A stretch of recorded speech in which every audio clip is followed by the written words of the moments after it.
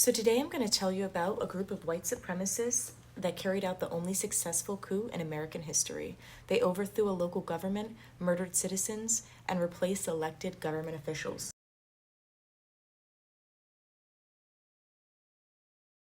Wilmington, North Carolina was one of the most successful black majority cities.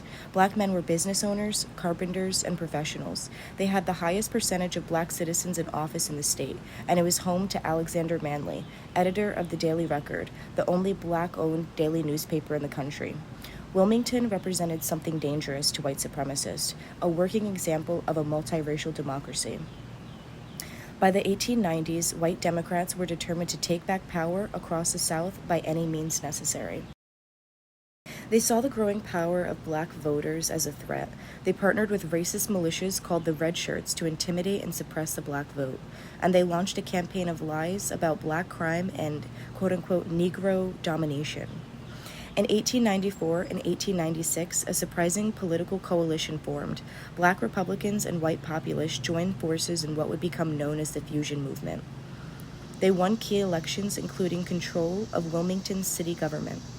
This triggered outrage among white elites and Democrats who felt power slipping away.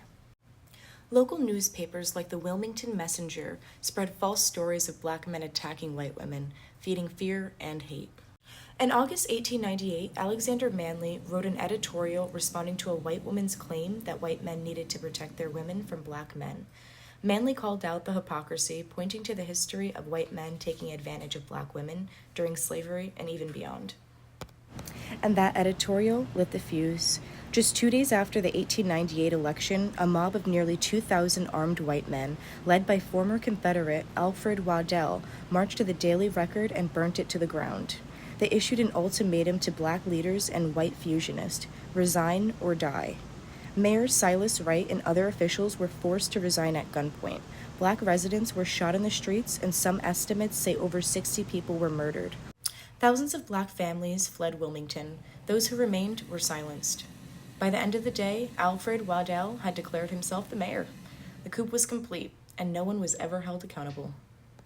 The 1898 Wilmington Coup wasn't taught in most schools. It was hidden, buried, or even whitewashed.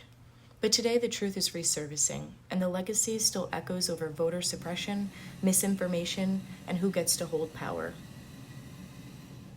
This wasn't just a riot. It was a calculated political attack that overthrew a local government, killed American citizens, and replaced democracy with terror.